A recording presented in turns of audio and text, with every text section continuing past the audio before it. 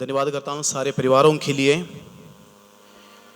कि प्रभु की हजूरी में टाइम टाइम पर अब आते हैं और इस बात को समझते हैं कि परमेश्वर हमें आशीष देते हैं, अनुग्रह देते हैं, चंगा करते हैं समय समय पर। इस बात को समझकर हम उसकी आराधना भी करते हैं। मैं सबको हृदय की गहराई से एक और बार धन्यवाद देने के लिए चाहता हूँ। आज का वचन का मनन के लिए मेरे साथ निकाल करके मत्ती सुसमाचार 5, 6, 7 3 अध्याय को जब हम पढ़ते हैं, यीशु मसीह अपने चेलों को देखकर कुछ बात को वहां पर कह रहा है। बहुत महत्वपूर्ण बातें हैं। इसको पहाड़ी उपदेश कहते हैं। पहाड़ के ऊपर जाकर यीशु ने अपने चेलों से कुछ खास बात कहा है। बाइबल में बताते हैं 5वें अध्याय मत्ती 5 का शुरुआत में ऐसे लिखा है, यीशु मसीह का प्रचार सुनने के लिए बहुत भीड़ थे। क्या लिखा पढ़िए 5 का पहली आयत। बस यीशु मसीह भीड़ को देखकर पहाड़ पर चढ़ गया। नए जमाने में लोग पहाड़ छोड़ देते हैं। पास्टर जी एक शेर ही बता रहे थे, मेरे को पूरा समझ में नहीं आया, फिर भी पहाड़ के बारे में बोल रहे थे, ये मुझे पक्का समझ में आ गया है। नया जमाने में जो बच्चा पढ़ा लिखा हो जाते हैं, पहाड़ को भी छोड़ देते हैं, पहाड़ का माँ बाप को भी छोड़ देते हैं। यानी मैं सच बोल रहा झूठ बोल रहे है ना? सबको छोड़ देते हैं, लेकिन हम छोड़ना नहीं चाहिए। कभी कभी मोड़ कर एक बार पहाड़ में जाना भी जरूरी है। चलो पिकनिक के लिए जाओ तो सही, जाके तो देखो आपकी माँ बाप कैसे जिया था, मम्मी पापा ने आपको कैसे पाला है, उनका जिंदगी जैसे पास्टर जी ने कहा मोबाइल का इंटरनेट का बिना कैसे जिया था, कितना अच्छा जिंदगी था, धन्य समय था वो। इतना गंदमंद नहीं थे, जो मिलते थे खाते थे। गाय बकरियों के साथ बोझ बहुत उठाया था, बहुत काम किया था। आजकल के जमाने के बच्चों को इसके बारे में नॉलेज भी नहीं है। आजकल के बच्चों को माँ बाप ने ऐसे सुविधा बना कर दिया, जो कुछ मांगे उसी वक्त मिल जाते थे। यानी हमने मांग कर तो देखा है, पिटाई के अलावा कुछ नहीं मिला।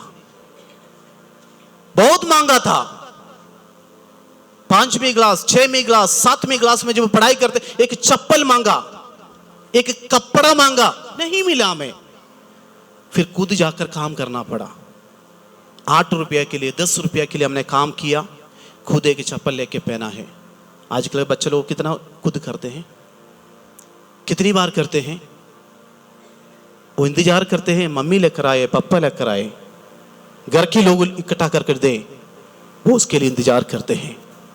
लेकिन मैं आपको बताने के लिए चाहता हूं, जब हम काम करने के लिए अपना आप को तैयार रखें, हम काम करने के लिए अपना आप को रेडी रखें, तब परमेश्वर हमें आशीष देते हैं।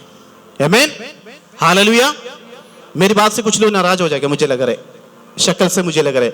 नाराज नहीं होना। मैं एक खास बात आपको बताने के लिए चाहता हूं। यीशु मसीह भीड़ को देखा, पहाड़ के ऊपर चढ़ गया, पहाड़ के ऊपर चढ़ गया। धन्यवाद करते हैं परमेश्वर को। प्रभु नहीं चाहते हैं बहुत बड़ा भीड़ मेरे पीछे पीछे आए। प्रभु नहीं चाहते हैं जो आलतू फालतू लोग मेरे पीछे चलते रहे। अरे टाइम टाइम पर 5000 को खाना दे रहे, शाम को भी खाना, डिनर यीशु मसीह प्रोवाइड करते हैं।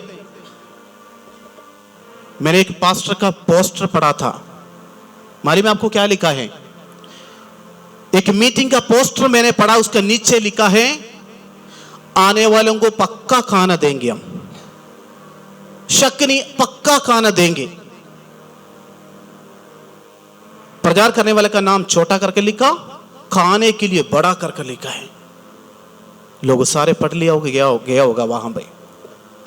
यीशु मसीह जानते हैं भीड़ किसके लिए आते हैं।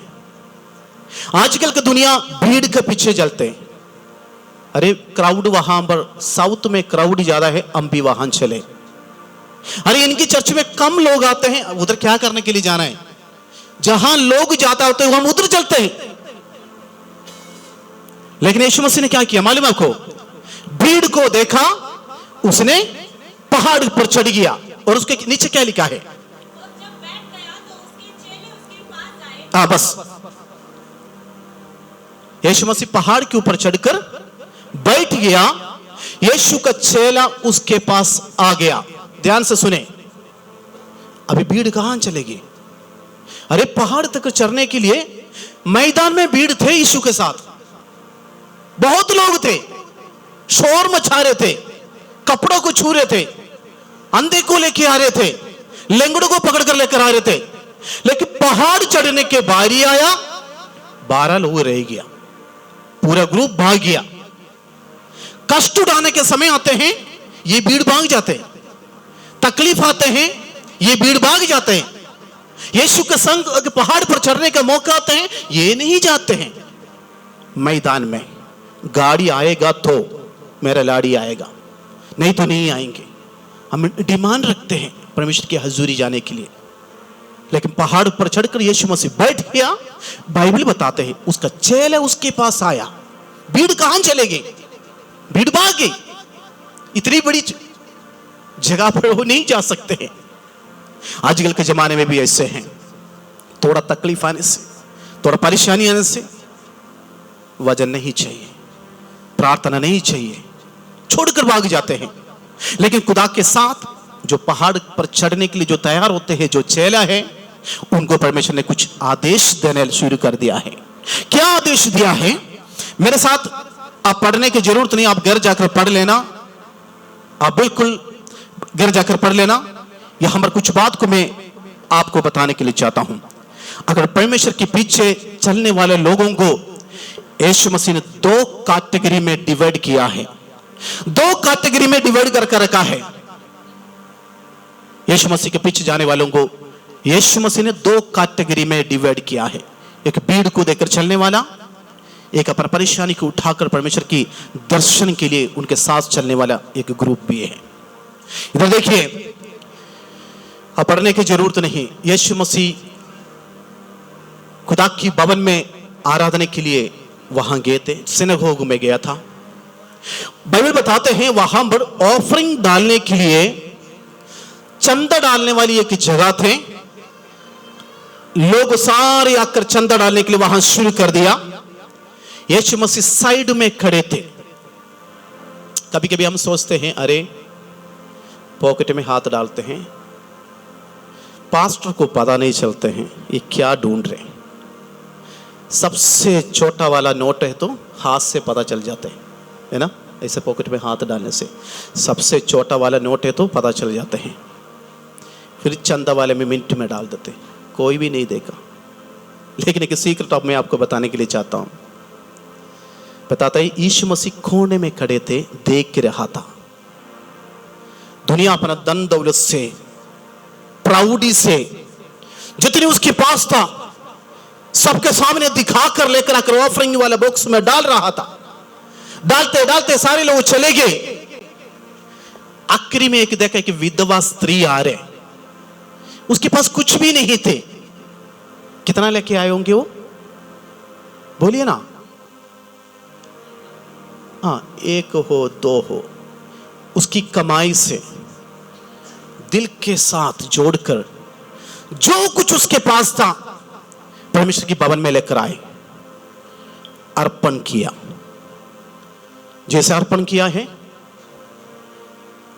तुरंत यीशु मसीह वहां खड़े होकर एक बात को बोला है।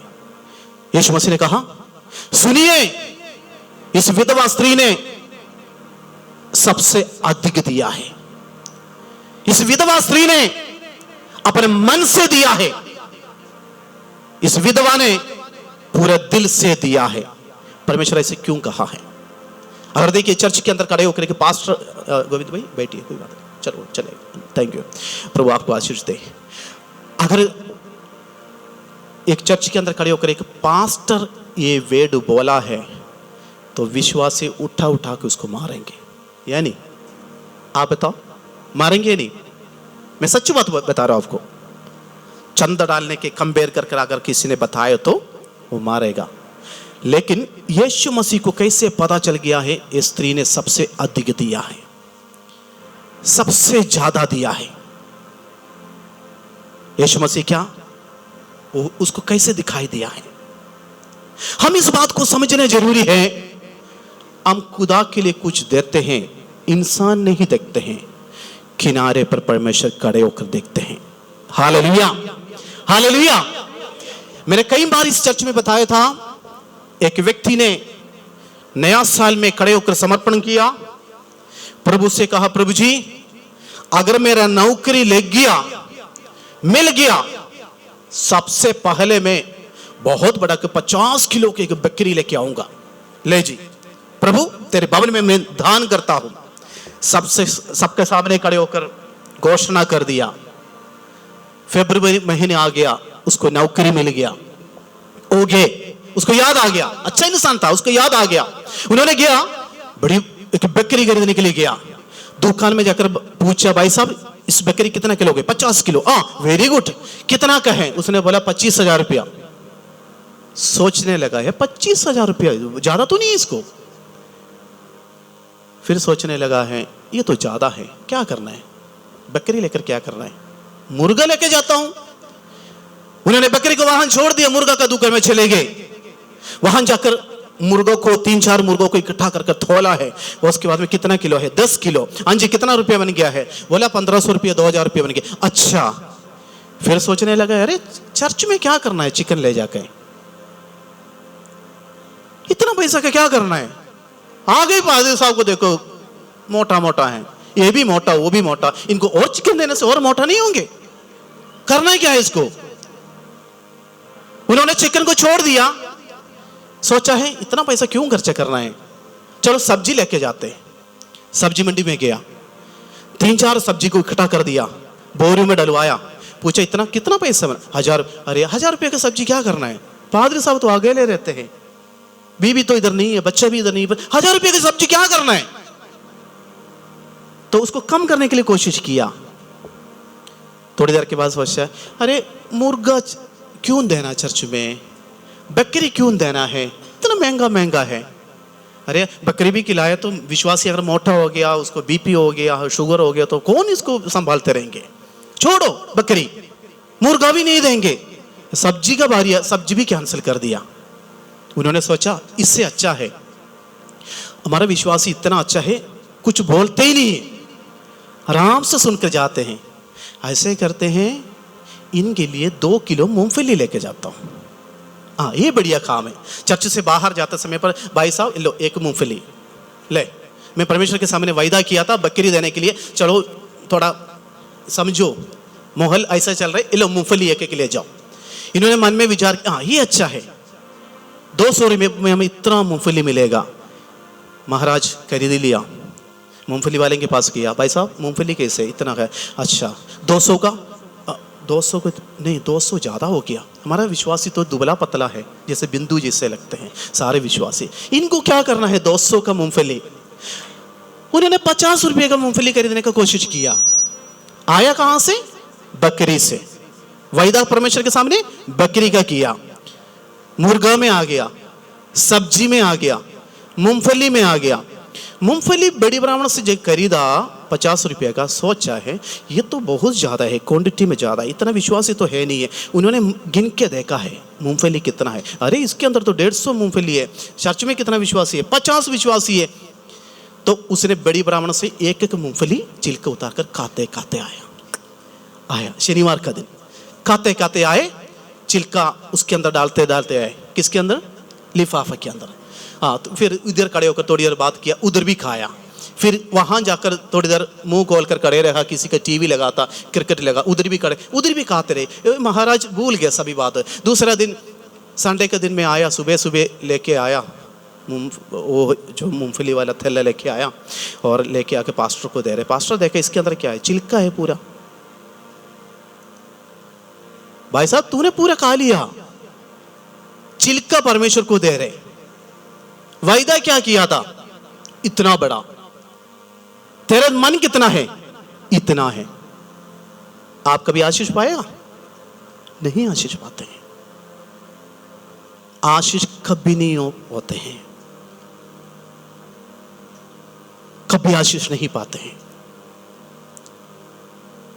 अगर आपका मन बड़ा है, अगर आपके पास कुछ भी नहीं है, तो परमेश्वर हिला हिलाकर, दबा दबाकर आपको देते हैं। Hallelujah, hallelujah. परमेश्वर ने लोगों को दो कैटेगरी में देखा है। एक अपना कमजोरी के हालत में खुदा की हजूर में आकर दुआ करने वाले लोग, गरीबी हालत में परमेश्वर के सामने आने वाले लोग। दूसरा, सबको दिखाने के लिए प्राउडी के साथ। अगर 100 रुपया दान डालना है, आगे पीछे देखते हैं कितना लोग देखते हैं, कैमरा के सामने, कैमरा नहीं तो इधर आके कैमरा के सामने दिखा के भी डाल देते हैं। ऐसे भी लोग होते हैं, उसमें आशीष नहीं होते। जो गुप्त में दिया तो परमेश्वर आपको गुप्त में देंगे। Hallelujah, hallelujah. मेरी बात को आप सीरियस में समझ लेना। हम क्यों आशीष नहीं पाते हैं? हमारे कठोर दिल हमें देने नहीं देते हैं। यीशु मसीह को पीछे चलने वाले लोगों को यीशु मसीह दो कैटेगरी में देखा था। कौन सा है? कौन सा कैटेगरी में परमेश्वर ने देखा था? आपको मालूम है, यीशु मसीह देखते हैं आप कितना दिल से प्रभु का काम करते हैं, लोगों को दिखाने के लिए नहीं, दुनिया का वाह वाह ताली बजाकर सुनने के लिए नहीं। उनकी दिल को परमेश्वर देखते हैं। प्रभु ने कहा, इस विधवा ने अपनी कमाई से सबसे अधिक खुदा के लिए दिया है। दिया बेशक 1 रुपया है, बेशक 2 रुपया है। इससे पहले आया हुआ लोग 2 लाख डालकर भी गया था, लेकिन परमेश्वर ने कहा इसने सबसे अधिक दिया था। कि परमेश्वर देखते हैं हमारा दिल को। आमीन। लोग देखते हैं बाहर की प्राउडी को, लेकिन परमेश्वर देखते हैं हमारा दिल को। लेकिन इसलिए मैं आपको बताने के लिए चाहता हूं, जो कुछ हम करते हैं खुदा के सामने करें, लोगों के सामने ना करें, प्रभु के सामने करें। जो गुप्त में मुझे और आपको देखने वाला परमेश्वर है, वो हमें आशीष देने वाला प्रभु है। मेरे साथ निकालिए मत्ती 7:22 में हम आ रहे हैं। मत्ती 7वें अध्याय का 22वां आयत में लिखा है, पढ़िए।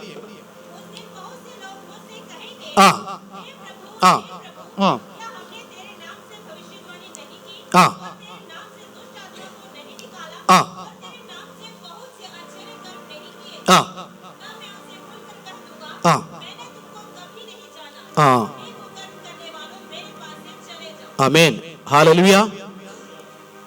अरे बहुत बड़ा एक झटका मिल गया है इधर। उसी दिन, किसी दिन जजमेंट के सामने पादरियों आकर बोलेंगे, हे प्रभु तू मुझे नहीं जानते? नहीं, अरे आप नहीं जानते? इतना भीड़ था मेरा, इतना दुनिया को मैंने इकट्ठा किया था, इतनी लोगों को खाना खिलाया था, इतनी लोगों के लिए भविष्यवाणी किया था, अरे मैं बड़ा कुछ किया था। प्रभु कहते हैं, बेटा मैं तुझे नहीं जानते। क्यों? रीजन क्या है? आप किया है बहुत कुछ, लेकिन तूने मेरे लिए नहीं किया, दुनिया को दिखाने के लिए किया है। तूने दुनिया को दिखाने के लिए सब कुछ किया है। टीवी में अपना नाम आने के लिए तूने ऐसे किया है। प्रधानमंत्री मुझे तारीफ कहे, गवर्नर मुझे ऑनर करे, उसके लिए किया। लेकिन तूने कभी देखा है उस भवन के अंदर कोने में बैठा मैं खड़े होकर तुझे देख रहा था, तूने कितना मन से मेरे लिए किया है। आजकल की दुनिया क्या करते हैं? दुनिया को वाह वाह सुनने के लिए, दुनिया की, मैं आपको बताने के लिए चाहता हूं, अगर आप इस भवन के अंदर आकर बैठे हैं तो एक बात को आप समझ कर यहां से जाना, आप कोई इंसान को दिखाने के लिए नहीं आया, आपके कपड़े का कलर दिखाने के लिए यहां नहीं आया, आपका धन दौलत दिखाने के लिए आप यहां नहीं आया। इस भवन के अंदर एक खुदा खड़े होकर मुझे और आपको देख रहा है। आप क्या कर रहा है? आप कितना मन से खुदा की आराधना करते हैं, कितने मन से उसकी इबादत करते हैं। परमेश्वर आपका दिल को देखते हैं। इस भवन के अंदर कदम रखने से पहले आप बाहर से एक बात को सोच कर आना, परमेश्वर इस भवन के अंदर खड़ा है। आमीन। परमेश्वर अपने बच्चों को देखते हैं, हर कोने से में देखते हैं। बेटा तू कितना दिल से काम करते हैं, कितना मन से आप खुदा की इबादत करते हैं, परमेश्वर उसको देखते हैं। इसलिए हम किस कैटेगरी में अपने जीवन को बिताते हैं? लोगों को दिखाने वाले कैटेगरी या परमेश्वर को दिखाने वाला कैटेगरी? हम परमेश्वर को दिखाए, जो दुनिया देख नहीं सकते उस बात को, दुनिया समझ नहीं सकते इस बात को, जो आपके दिल की दर्द को परमेश्वर देखकर वहां खड़े होकर खुदा कहेंगे, हाँ बेटा बेटी मैं तुझे चंगा करता हूं। बहुत पास्टरों ने कहा है, बहुत लोगों ने कहा, भीड़ में लोग इकट्ठा चले जाते हैं चंगाई होने के लिए। कुछ लोग चंगाई होते हैं, कुछ लोग एक दो लोग चंगा होते हैं। बाद में पास्टर उसको बुलाते हैं, स्टेज में खड़ा करते हैं, बोलो बोलो मैं इसका खिलाफ हूं, आप नाराज हो जाए जो मर्जी हो जाए, टेस्टमनी तो बोलना है, वो बात अलग है। बोलो बोलो आपको क्या हुआ है? उन्होंने बोला है ये जी जड़ी पादरी जड़ी करने खड़ा है, इन्होंने सारा वो कितना, ये क्या कितना है यार, सही बताओ।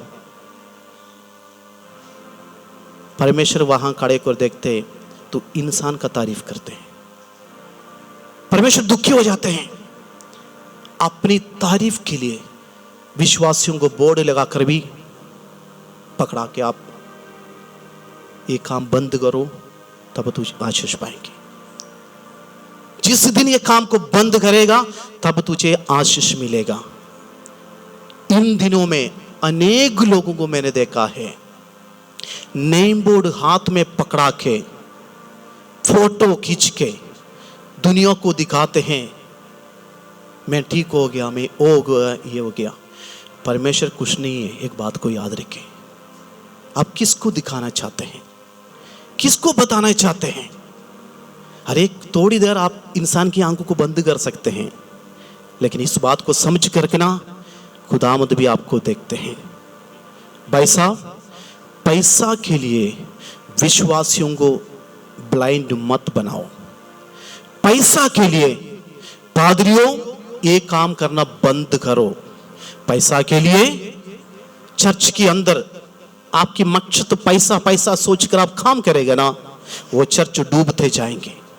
मैं आपको बताने के लिए चाहता हूं, अब एक काम मुझे मिले, मेरे को हो जाए, ये सोचकर आप काम करेगा, वहां परमेश्वर आपकी कलीसिया से बाहर होना शुरू हो जाएंगे। एक बार अफ्रीका के अंदर, अफ्रीका में नहीं अमेरिका के अंदर एक चर्च में आराधना चल रहा है। एक काला इंसान अफ्रीका से आए थे। उन्होंने सोचा इस चर्च के अंदर जाकर हम प्रार्थना करें, आराधना करें। गोरा लोगों ने उनको अंदर आने नहीं दिया। उनका कलर देखकर, हेलो भाई साहब, उनको बोला ब्लैक मैन, काला आदमी, किधर जा रहे हो? वो चर्च में, नो नो नो नो, आपको यहां अलाउड नहीं है, ये गोरा लोगों का चर्च है, आप क्यों अंदर बाहर निकाल दिया। वो बाहर ग्राउंड में खड़े होकर आराधना किया, चले गए। दूसरा हफ्ता फिर वो आदमी आया। लोग इतना दौड़ दौड़ कर चर्च के अंदर जा रहे हैं आराधना करने के लिए, लेकिन इस आदमी को चर्च के अंदर आने नहीं देते ताकि वो काला है। वो बाहर खड़े होकर रो रो कर प्रार्थना किया, प्रभु जी मेरे को ये लोग अंदर आने नहीं देते, प्रार्थना करने नहीं देते, लेकिन मैं ग्राउंड में खड़े होकर आपकी आराधना करता हूं। जब वो प्रार्थना कर रहे थे, अरे पीछे आकर किसी एक व्यक्ति ने हाथ इधर शोल्डर पे हाथ रखकर बोला, बेटा इधर देखो। उन्होंने पीछे मुड़ कर देखा, ये तो यीशु मसीह है।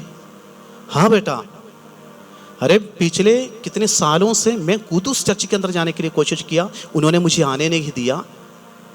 उस चर्च के अंदर आराधना है, गाना है, प्रचार है, सब कुछ है, लेकिन मसीह यीशु मसीह उस चर्च में नहीं है। आप आज सोच के जाइए आपको किधर जाना चाहिए। यीशु को उसने बाहर निकाला हुआ है, अपने आप को शो किया है, अपने नाम को ऊंचा कर रहे, पोस्टर बनाकर दीवार में उधर इधर उधर जिधर मर्जी देखो पोस्टर लगा के फोटो लगाकर सब रखा है। उसके बाद यीशु मसीह को बाहर निकाल देते हैं। हम सोचे हमारे घर के अंदर कौन वास करते हैं? यीशु मसीह वास करते हैं यार, आप जरूर वास करते हैं, लेकिन उससे पहले हम ये सोचना चाहिए हमारे घर के अंदर प्रभु यीशु मसीह होना बहुत जरूरी है। Hallelujah, hallelujah. और दूसरी बात, एक बेटी का एडमिशन के लिए स्कूल गए, क्रिश्चियन स्कूल थे, डॉक्टर बनना था, एडमिशन के लिए गए, क्रिश्चियन स्कूल थे। मैडम जी ने कहा बात सुनिए, संडे हमारा एग्जाम, संडे हमारे एंट्रेंस कोर्स, संडे हमारा प्रोग्राम होते हैं। तो बच्चों ने कहा तो चर्च में प्रेयर नहीं होते हैं? प्रेयर होते हैं, आपको जस्ट ले जाएंगे, दिखाकर ले जाएंगे। उस बेटी ने बोला पापा जी मेरे को इधर एडमिशन नहीं चाहिए। पूछा क्यों? अरे खुदावंद की इबादत के लिए इंपॉर्टेंट नहीं देते हैं, वो स्कूल में मुझे पढ़ना नहीं। चॉइस के स्कूल में मैं गया था, मैडम से पूछ जाके, अरे मेरे बेटे को आपने संडे के दिन बुलाया? हाँ जी बुलाया। मैंने बोला आपको तो तमीज नहीं है। गुस्सा होके आया। प्रभु के नाम से स्कूल खोलकर बैठा हुआ है, प्रभु के नाम से काम करते हैं। आप कभी सोचा इसके अंदर खुदा है? नाम के लिए लिख कर रखते हैं यीशु का नाम, फिर बैठकर पैसा कमाते हैं। परमेश्वर वहां कार्य करते हैं। अगर ये कुछ भी नहीं होने से भी जिस भवन के अंदर खुदावंत की आत्मा कार्य करते हैं, खड़े होते हैं, उस भवन में मैं और आप जाना चाहिए। हालेलुया। भीड़ को देखकर मत जाइए, चंगाई मिलेगा सोचकर मत जाइए। अगर चंगाई, सबको चंगाई मिलेगा, अगर आप सोचते हैं मैं चर्च में जाने से तुरंत चंगाई मिलेगा, चर्च में जाने से मैं एकदम फिट हो जाएगा, चर्च में जाने से मेरे बीमारी एकदम खत्म हो जाएंगे, 100 लोग आते हैं 100 लोग भी ठीक हो जाते हैं, तो मैं इस चर्च का नाम बदलकर क्राइस्ट चर्च बदल के जम्मू मेडिकल कॉलेज रखूंगा। हाँ वो अच्छा है, जम्मू मेडिकल कॉलेज। सब आ जाओ ठीक हो जाएंगे, सब आ जाओ ओके हो जाएंगे। सभी लोगों ने अर्पण किया था, लेकिन यीशु मसीह बोला इस विधवा ने सबसे ज्यादा किया, ताकि खुदा की हजूरी में जो पूरा मन से आते हैं परमेश्वर उसको चंगा करते हैं, सबको नहीं, सबको छूते नहीं है, सबको हाथ नहीं लगाते हैं। जो खुदा की मन के हिसाब से जो आप खुदा के भवन में आते हैं, परमेश्वर आपको देखते हैं। इस बात को यहां समझकर जाना जरूरी है। परमेश्वर आपको देखते हैं, दुनिया शायद आपको देखते नहीं होंगे, हमारे काम दुनिया देखते नहीं होंगे, लेकिन परमेश्वर आपको देखते हैं।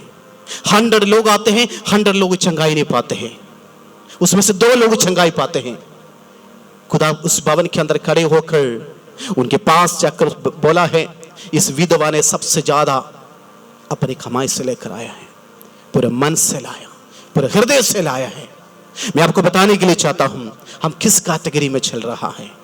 परमेश्वर उन्हें आशीष देते हैं, पूरा मन से, पूरा हृदय से परमेश्वर के साथ चलने के लिए अपना आप को समर्पण करते हैं।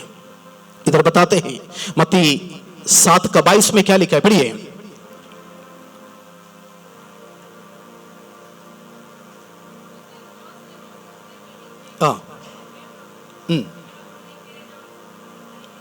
हाँ जी, हाँ बोलेंगे, सिस्टर जी बोलेंगे जरूर। पास्टर का है, पास्टर जी का मैं भविष्यवाणी किया था प्रभु जी, हाँ किया था। मैंने प्रोफेसी किया था, हाँ। मैंने हाथ रखा था, हाँ तूने रखा था। मैंने हाथ रखते समय लोग नीचे गिर रहे थे, हाँ गिरा था, सही है। लेकिन प्रभु बोला मैं बेटा मैं तुझे नहीं जानता हूं। शायद तो विश्वासी को जानते होंगे, पादरी को नहीं जानते करके यीशु मसीह ने कहा है। इसका मतलब क्या है? अरे आपने बहुत कुछ काम किया था, प्रचार भी किया था, भविष्यवाणी भी किया था, 40 फास्टिंग भी रखा था, 90 दिन भी फास्टिंग रखा था। यीशु मसीह के पास गया, प्रभु बोलते मैं तुझे नहीं जानता हूं, मैं तुझे नहीं जानता हूं। लेकिन एक बात को जाने, जिसकी मन हृदय शुद्ध है उनको परमेश्वर जानते हैं। बाइबल क्या बताते हैं? जिसकी मन शुद्ध है वो परमेश्वर को देखेंगे, जिसकी मन शुद्ध है परमेश्वर को देखेंगे। इसलिए मैं बड़ाई का प्रचार करने के लिए नहीं चाहता हूं, एक छोटी सी बात को मैं आपको बताने के लिए चाहता हूं। खुदा की हाज़ुरी में जब हम आते हैं, ये बात को समझे, परमेश्वर हमें देखते हैं। हालेलुया। आप जिस कुर्सी में बैठते हैं, आप आंख बंद करते समय सोच ले, परमेश्वर मेरे कुर्सी के साथ खड़े हैं, मुझे देखते हैं, मेरे सिर पर वो हाथ रखते हैं, मेरे बीमारी को वो चंगा करते हैं। लोग देखे ना देखे, लेकिन मेरे परमेश्वर मुझे देखते हैं। उसका 23वें आयत पढ़कर मैं समाप्त करूंगा।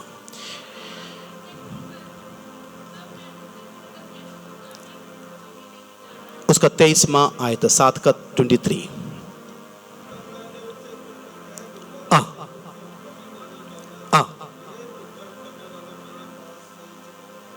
उसके आगे 20। इसलिए है जो कोई मेरी इस बात को जो अगर मानते हैं तो उस व्यक्ति क्या है? बुद्धिमान मनुष्य के समान ठहरेगा। कौन सी बात को जानना है? 5, 6, 7 अध्याय आप घर जाकर पढ़ ले, परमेश्वर कौन सी बात को कहा है? मेरी इस बात को जानने वाले लोग बुद्धिमान ठहरेंगे। और उसके नीचे, अरे जिसने अपना घर चट्टान के ऊपर बनाया वो बुद्धिमान व्यक्ति है। दूसरे के व्यक्ति के बारे में बताते हैं, रेत के ऊपर अपना घर बनाया, तूफान आ गया, प्रॉब्लम आ गया, वो गिर गया है। मैं आपको बताने के लिए चाहता हूं, बुद्धिमान बने, चट्टान के ऊपर घर बनाए, स्थिर होने वाला प्रभु के ऊपर अपने घर को बनाए। अपना घर की शादी के टाइम पर परमेश्वर को निमंत्रण दे, परमेश्वर को पहले बुलाए। आने वाले समय में हमारे चर्च में भी कुछ शादियां हैं, उनसे मैं हाथ जोड़कर रिक्वेस्ट करता हूं, आप भी इस बात को समझ के यहां से जाना है, एक बात को समझ कर जाना है। आपकी जब चर्च में शादी होंगे, आपकी शादी में परमेश्वर आपको गाइड करना चाहिए, बल्कि फोटोग्राफर नहीं। अधिकतर शादी को फोटोग्राफर गाइड करते हैं, वो आगे आ जाते हैं, वो आगे आकर करते हैं। इस चर्च के अंदर वो होगा, हमारे बच्चों की शादी में परमेश्वर गाइड करेंगे। हालेलुया। ताकि हम इस बात को जानते हैं, मेरी शादी भी हो, मेरे घर का प्रेयर भी हो, मेरे घर की उद्घाटन भी हो, मेरे गाड़ी का इनाग्रेशन भी हो, कुछ भी हो, मेरे परमेश्वर मेरे इर्द गिर्द हमेशा खड़े रहते हैं। Hallelujah, hallelujah. अगर इस भवन के अंदर हम जो कुछ भी करते हैं, परमेश्वर मेरे पास खड़े होकर बोलते हैं, हाँ जी, इस विधवा स्त्री ने सबसे ज्यादा खुदा के लिए किया है, मेरे बेटे ने ज्यादा किया है, मेरे बेटे ने ज्यादा किया है। ताकि मैं उसका दिल को जानता हूं, मुझे मालूम है मैं किसको किस समय पर चंगा करना है। आपसे कितना लोग विश्वास करते हैं, मेरा प्रभु आज इस भवन के अंदर मेरे सामने खड़ा है, मेरे कुर्सी के साथ खड़ा है, मेरे पति के साथ, मेरे पत्नी के साथ, मेरे बच्चों के साथ, मेरे पूरे परिवार के साथ परमेश्वर खड़े होते हैं। उसने मेरे हृदय को जानते हैं, मेरा हृदय कितना टूटा हुआ है। उसने मुझे जानते हैं मैं कितना परेशान में हूं। वो मुझे जानते हैं मैं कितना बीमार में हूं। वो मुझे जानते हैं कब मुझे चंगा करना है। इसलिए परमेश्वर की हजूरी में अपना आप को समर्पण करते हुए प्रभु से कहें, परमेश्वर कोई भी एतवार में छोड़कर नहीं जाऊंगा, हर एतवार को मैं खुदा की भवन में जाऊंगा, ताकि परमेश्वर वहां खड़ा है हमारे लिए। आइए आंख बंद रहेंगे, प्रार्थना करेंगे। आज मैंने एक बहुत बड़ा प्रचार को नहीं सुना है, एक छोटी सी बात को मैंने समझ लिया है। परमेश्वर इस भवन में खड़ा है, परमेश्वर हमें जानते हैं, परमेश्वर हमारे उठना बैठना जानते हैं, परमेश्वर हमारे घर की सिचुएशन को जानते हैं, परमेश्वर हमारे बीमारियों को जानते हैं, परमेश्वर हमारे कमजोरी को जानते हैं, परमेश्वर हमारे परेशानी को जानते हैं, परमेश्वर हमारा हर एक चाल चलन को जानते हैं। हम भीड़ को देखकर ना जाएं, कि हम ये सोच कर जाएं कि परमेश्वर का उपस्थिति उस भवन के अंदर है, परमेश्वर की उपस्थिति उस घर के अंदर है। परमेश्वर स्वयं उस घर में, उस भवन में खड़े होकर मुझे आशीष देखते हैं, मुझे देखते हैं, मेरे हृदय को देखते हैं। हे मेरे बेटा, हे मेरे बेटी, तू कितनी तंगी से होकर आया है, कितना परेशानी से होकर आया है, कितना मुसीबत से होके आया है, मैं तुझे जानता हूं। मैं सबसे अधिक तेरे मन को देखने वाला प्रभु है। मैं सबसे ज्यादा अधिक परमेश्वर की हजूरी में जाने वाला व्यक्ति है। मैं सबसे ज्यादा अधिक परमेश्वर को जानने वाला व्यक्ति है। अगर कोई आज इस भवन के अंदर बैठा है, इस बात को समझ ले, आंखें बंद रखे, इस बात को समझे, कोई मुझे देख के ना देखे, लेकिन मेरे परमेश्वर मुझे देखते हैं। कोई मुझे पहचाने नहीं पहचाने, लेकिन मेरा परमेश्वर मुझे पहचानते हैं। कोई डॉक्टर मुझे देख के ना देखे, मेरे अंदरूनी बीमारी को मेरे परमेश्वर जानते हैं। लोग चंगा हो जाए नहीं हो जाए, लेकिन मुझे परवाह नहीं, मेरा परमेश्वर मुझे चंगा करने वाला है। वो मुझे देखते हैं। इस भवन के अंदर इस वक्त परमेश्वर हमारे बीच में खड़े होकर हमें देखते हैं कि बेटा, मैं तेरे परेशानी को, मैं तेरे आंसू को, मैं तेरे दुख को मैं जानता हूं। लोग नहीं जानते होंगे, लेकिन परमेश्वर कहते हैं मैं तुझे जानता हूं। तुझे नाम बुलाकर मैंने आलेख किया है। तुझे कितना परेशानी से मैं तुझे लेकर आया है। उस बात को लोग नहीं जानते हैं, लेकिन मैं जानता हूं। थोड़ी देर अपने आंखें बंद रखिए, परमेश्वर की हजूरी में अपने आप को देखते हुए हम थोड़ी देर आराधना करने के लिए जा रहे हैं। चिंता न कर, वो तेरे साथ है। चिंता न कर,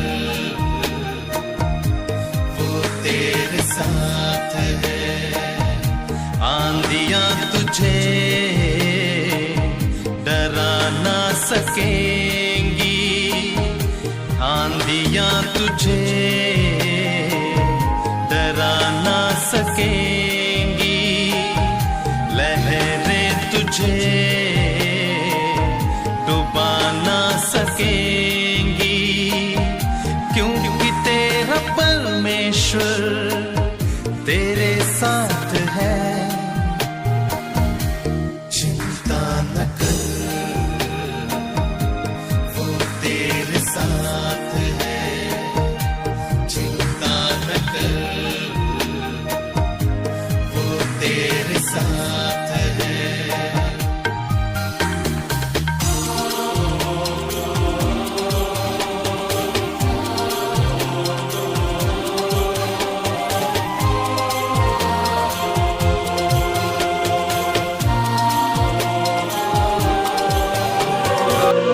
कालवरी पहाड़ की उसकी एक दर्शन हमारा जीवन में हो जाए।